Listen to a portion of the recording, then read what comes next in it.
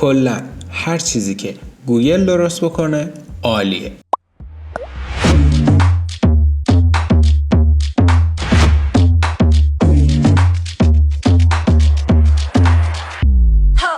ایمیج افیکس یک مدل پیشرفته تبدیل متن به تصویر که زیر مجموعه گوگل، همونطور که گفتم هر چیزی که گوگل درست بکنه عالیه. خب یه راست بیاید توی مانیتور تا بریم سراغش ببینیم که چی به چیه، چجوری کار میکنه و چه خروجی هایی رو ما میتونیم ازش بگیریم.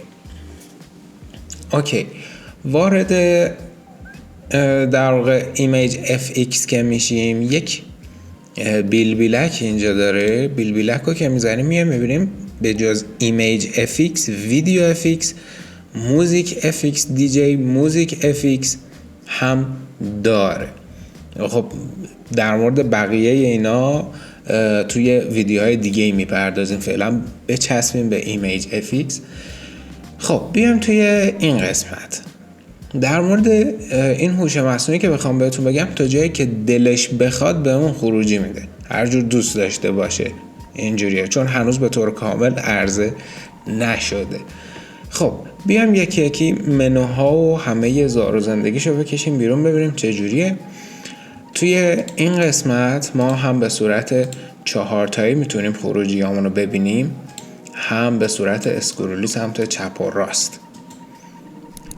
توی این بخش که پرامپتمون رو می‌نویسیم، توی این بخش یه سری تگ ها داریم. این تگ ها میاد چیکار میکنه؟ ما میتونیم به پرامپتمون اضافه بکنیم. مثلا اگر یه پرامپت خوب، درست حسابی، مرتب داریم، میتونیم ابعاد رو بهش بدیم، میتونیم مثلا لنزمون رو براش مشخص بکنیم، سبکی که دوست داریم رو براش مشخص بکنیم و حالا به همه اینا میپردازیم. و یه بخش سیت داره اینجا که ما میتونیم هم لاک هم آن لاکش بکنیم، که این مربوط میشه به اینکه حالا اگر یه موقع کاراکتری چیز خواستیم خروجی بگیریم ازش، در واقع این سیت بهمون کمک میکنه که اون کاراکتر ثابت نگه داشته بشود. و توی قسمت مدل ما بست کوالیتی ایمیج جن 3 رو داریم و توی قسمت ابعادش هم قبلا فقط مربع بود، به تازگی بقیه ابعاد رو هم اضافه کرده. همونطور که توی ویدیوهای قبل گفتم، پرامپای خیلی خوبی رو آماده کردم که هم ریل هست، هم تیریدی، سینماتیک هست و انیمه هست. بریم یکی یکی پرامپا رو بهش بدیم ببینیم که خروجی چی بهمون میده. بیاد از ساده ترین شروع بکنیم. من اینو میارم اینجا، کپی میکنم، ببینیم که چی بهمون میده.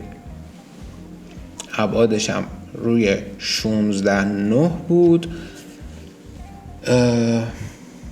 هرچی تعریف ازش شنیدیم دیدیم که کارهای خوبی داره میکنه نسبت به حالا رقبایی که داره. پرامپی هم که داشتیم یه خانم ترک 25 ساله، اوکی، صورت خوبی داشته باشه، موهای دارک و اوکی، چشمای قهوه‌ای، سافت سینماتیک لایت باشه، اوکی، توی بدروم باشه. خیلی خوب در آورد. ما میتونیم از این قسمت به این شکل هم ببینیم تصویرها رو. آفرین. اصلا فکرش هم نمی‌کردم. تست کرده بودم این هوش مصنوعی رو قبلا، ولی نه اینقدر. تصویرهای خیلی خوبی میده، نور، رنگ ها، حالا اون کوالیتی خوب. آفرین. موردهایی که برامون درست کرده،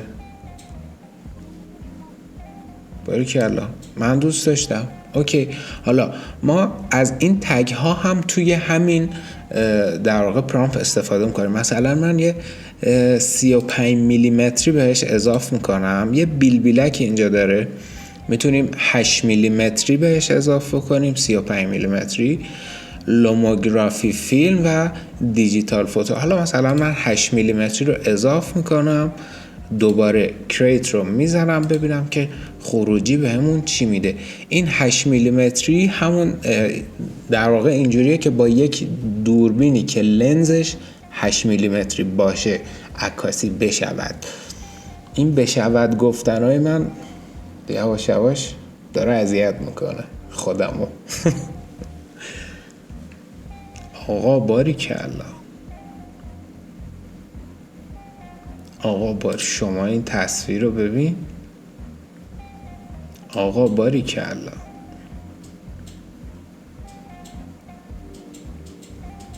من خیلی دوست داشتم. من این تصویر رو سیو میکنم. آفرین. اوکی، خیلی هم خوب، خیلی هم اوکی. بریم یه پرامپ ریل دیگر رو بیاریم ببینیم با این دوستمون چی کار میکنه. اینو هم بیاریم. حالا من این در واقع 16:9 و پورتری 9:16 میکنم برای استوری و کریت رو میزنم ببینم که چی بهم میده. خیلی دوست داشتم. باریکلا. همونطور که میدونید من یکم توی ساخت تصویر لئوناردو هست. این پرامپ هایی هم که آوردم از لئوناردو آوردم، ولی خب بابا باریکلا. همیشه توی عکسای این مدلی ما با انگشت ها مشکل داریم، ولی انگشت ها رو خیلی خوب در آورده توی تصویر. ببین بدون باگ، بدون اصلا.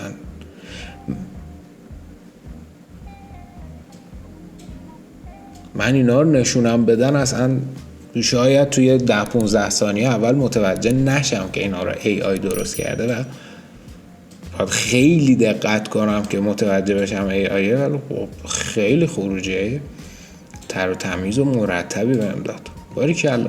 بریم توی بخش تیریدی ببینیم توی پرامپ های تیریدی عمل کردش چطور هست. باز هم با همون 9:16 پورتری عمودی میریم جلو ببینیم که چی به همون میده. من تقریبا از هر بخشی 2 تا پرامپ آوردم. باریکلا. توی بخش تیریدی کاراکتر درست کردنم خیلی مرتب داره تحویل میده. نه باریکلا، دوست داشتم. آفرین.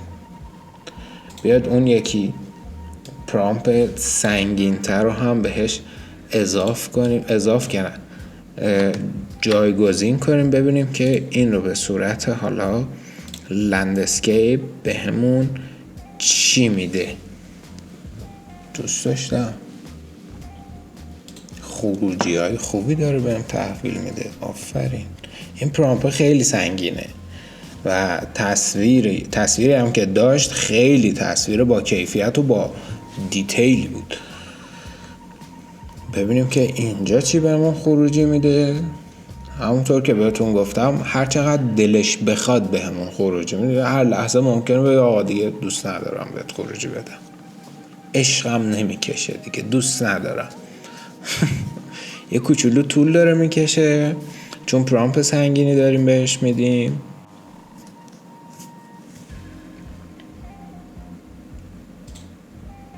خب پرامپ ها رو میگه من نشناختم. خب عملا به باگ خوردیم توی این مسئله. خب حقم داره چون پرامپ های خیلی سنگینی هست اینا. اوکی باگ. من عاشق باگ گرفتنم، مثلا مرض باگ گرفتن دارم. یه باگ گرفتم اینجا. نه باگ نداشت. آفرین.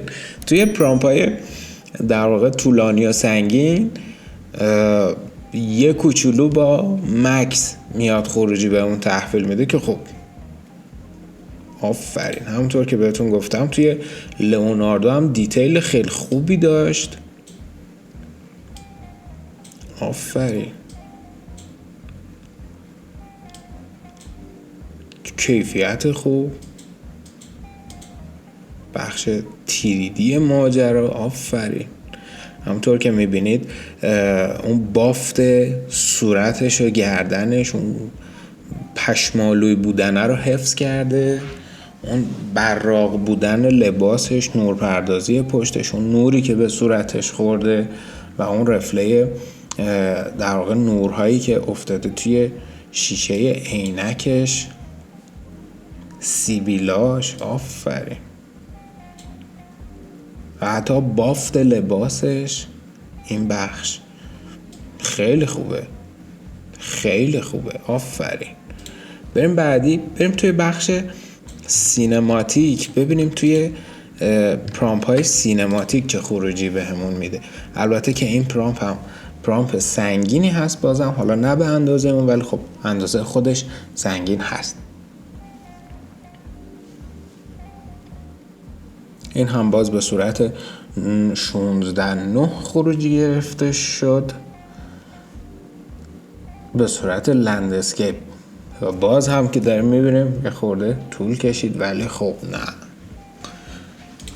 همون چیزی که دیگه انتظارم رو برد بالا نسبت به خروجی ها. آفرین. چقدر با کیفیت، چقدر با کیفیت. آفرین. من اینو سیوش میکنم که داشته باشمش.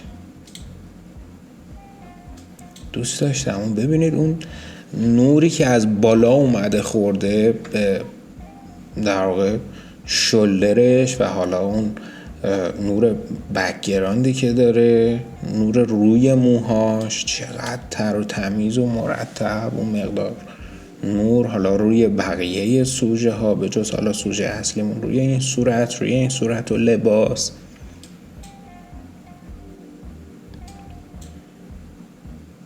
آفرین.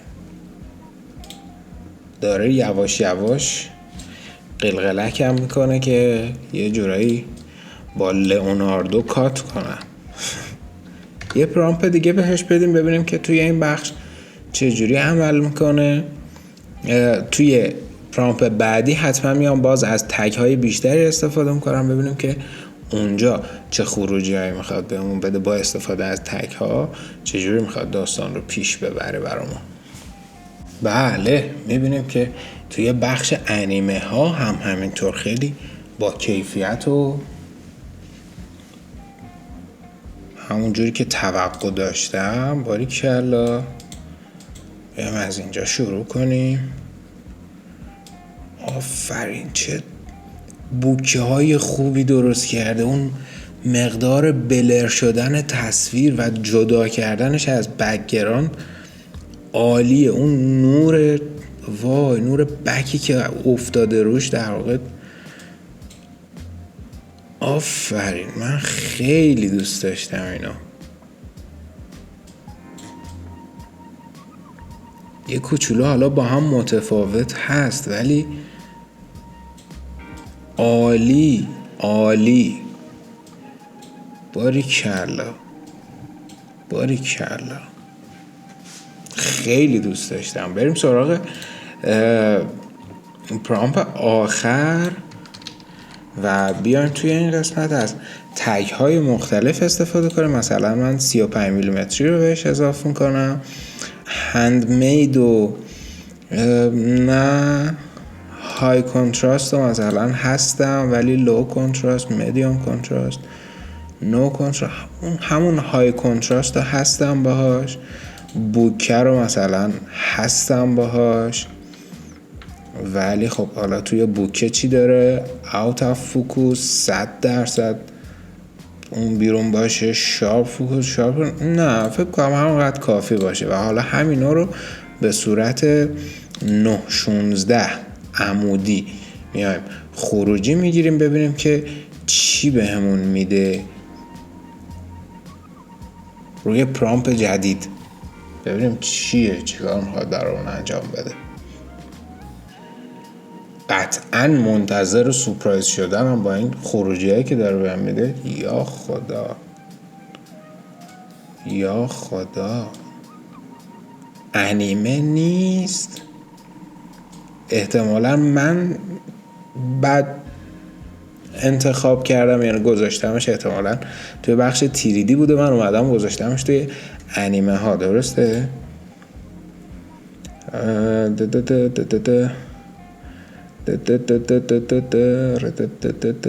وید تیریدی. آره من اشتباه گذاشتمش توی قسمت انیمه ها، میخواستم بذارمش توی بخش تیریدی، ولی باز هم با این حال 35 میلیمتری های کنتراست و